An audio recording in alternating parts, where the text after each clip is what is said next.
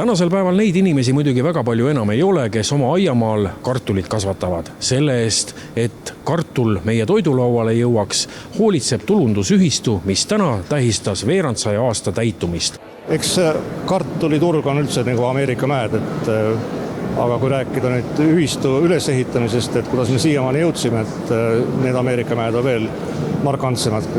Jah, põhimõtteliselt talumehed, kartulikasvatajad toovad oma kartuli siia ja siis võib Pallimaale puhkama minna, ülejäänu eest hoolitseb ühistu, et nii sorteerib, peseb, pakendab kui ka turustab. No sügis hakkab lõpule jõudma, kartul sai sellel aastal tõenäoliselt ikkagi ilusti üles, et kuidas läks kartulikasvatajal? Et eks ta paljuski oli selles sademete hulgas kinni, et pigem kõhutulde järgi, et üldsaak ilmselt on natuke väiksem ja võib-olla ka kohati kvaliteedi probleeme. Kuivõrd lihtne on turustada Eesti tootjal kartulit? See turg ongi põhiküsimus, et nii nagu teistel aladel tootmine ei ole probleem, turustamine on probleem. Ja selle jaoks on see tulundusühistu väga efektiivne tööriist. Vanasti oli lihtne, poes või põllu peal oli kasvamas teoreetiliselt vaid Jõgeva kollane, kuid tänapäeval on kartulisorte piltlikult öeldes nii, et võtab silme eest kirjuks.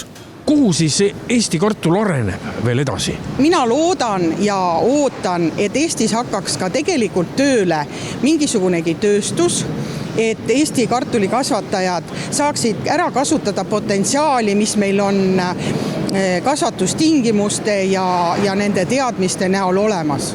Sünnipäeval avas talukartul ka pidulikult üle 700 000 euro maksma läinud ja Eestis esimese robot kartulipakkeliini. Kuivõrd suur kartulisõber Eesti rahvas on, et kas sööb Eesti rahvas kartulit hästi?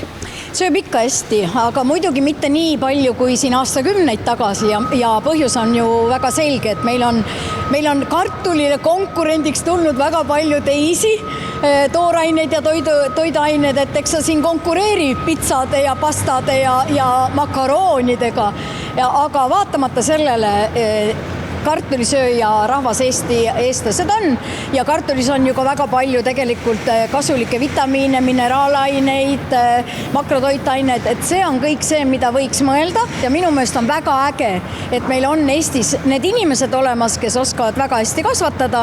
Meil on olemas tulundusühistu talukartul, kes on 25-aastane, ma mõtlesin just, et vaid ühe numbri võrra vanem kui toidukäibemaks, mis on võib-olla tänasel päeval paslik öelda ja mul on tõsiselt hea meel, et selline suur tulundusühistu toimetab ja meil on võimalust poodides oma kartulit osta.